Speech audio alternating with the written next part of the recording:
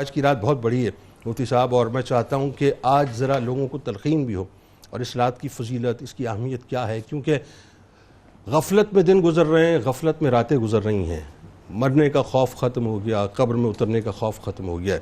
شب برات کی فضیلت اور اہمیت سے آغاز کیجیے۔ جی بہت شکریہ۔ یقیناً اللہ رب العزت نے اپنے بندوں پر کتنا بڑا احسان فرمایا ہے کہ اس نے ہماری غفلتوں کے باوجود خود ایسے مواقع عطا فرمائے کہ اس کا بندہ اس کی طرف پلٹ آئے۔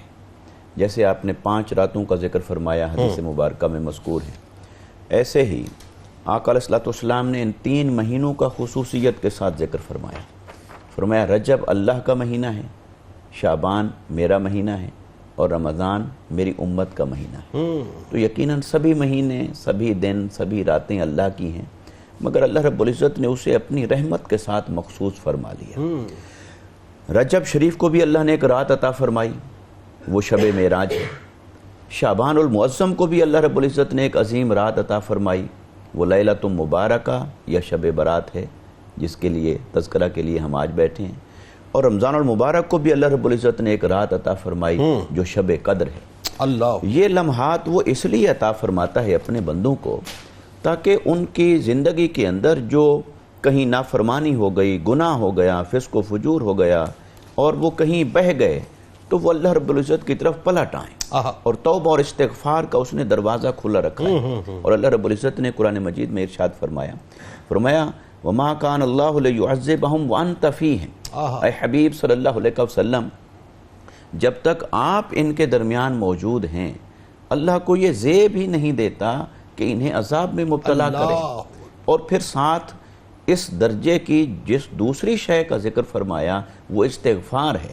فرمایا وَمَا كَانَ اللَّهُ مُعَذِّبَهُمْ وَهُمْ يَسْتَغْفِرُونَ، اور اسی طرح اللہ رب العزت کو یہ زیب نہیں دیتا کہ اپنے بندوں کو عذاب دے جب تک کہ وہ اللہ کے حضور توبہ اور استغفار کرتے رہیں۔ اللہ تو توبہ اور استغفار صرف گناہ کرنے پر نہیں ہے یا گناہگار کے لیے نہیں ہے، بلکہ یہ اٹ سیلف اعمال صالحہ میں سے ایک نیک عمل ہے، اور ایک ایسا نیک عمل ہے جو اللہ رب العزت کو بہت پسند ہے۔ یہی وجہ ہے کہ انبیاء کرام نے بھی خود توبہ اور استغفار کے معمولات اپنائے، اور خود حضور نبی اکرم صلی اللہ علیہ وسلم نے بھی اپنائے۔ بالکل ٹھیک۔ اب یہ جو رات ہے، اس رات کو قرآن مجید نے سورہ دخان کے اندر فرمایا اِنَّا أَنزَلْنَاهُ فِي لَيْلَةٍ مُبَارَكَةٍ، ہم نے اس قرآن کو برکت والی رات میں نازل فرمایا۔ ٹھیک ہے۔ پھر قرآن کہتا ہے اِنَّا أَنزَلْنَاهُ فِي لَيْلَةِ الْقَدْرِ، ہم نے اس قرآن کو قدر والی رات میں نازل فرمایا۔ ٹھیک ہے۔ علماء کرام میں سے مفسرین کی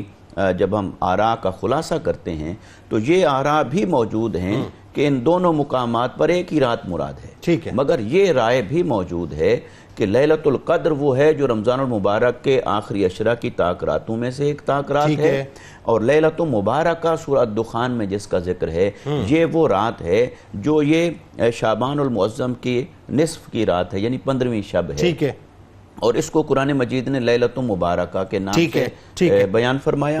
اور یہ جو رات ہے جس کا قرآن مجید اس انداز میں ذکر کر رہا ہے نزول قرآن کے ساتھ، اس میں پھر علماء کرام نے یہ فرمایا کہ اس رات اللہ نے قرآن کو نازل کرنے کا ارادہ فرمایا، ٹھیک ہے، اور شب قدر میں اس کا آغاز فرمایا، یا اس رات میں اللہ رب العزت نے اسے لوح محفوظ پر یک بارگی نازل فرمایا، اور شب قدر میں اللہ رب العزت نے اسے آقا علیہ السلام کے قلب اطہر پر نزول فرمایا۔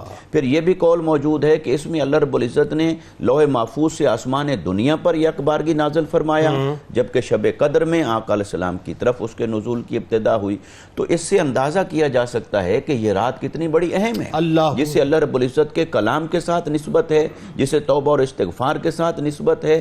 اس وجہ سے جب ہم اس رات کی فضیلت کو دیکھتے ہیں تو یہ اللہ کا بنایا ہوا نظام کہ اس نے سارے دن، راتیں، لمحات، مہینے بنائے، مگر بعض کو بعض پر فضیلت دی، جیسے تمام انسانوں میں سے بعض کو بعض پر فضیلت دی، حتیٰ کہ نبیوں میں سے بعض کو بعض پر فضیلت دی، اور ہمارے آقا و مولا حضرت محمد مصطفیٰ صلی اللہ علیہ وسلم کو سب پر فضیلت عطا فرمائی۔ تو لہٰذا یہ رات، اس رات کے بارے میں آقا علیہ السلام نے بہت سارے فضائل بیان فرمائے جن کا تعلق توبہ اور استغفار کے ساتھ ہے.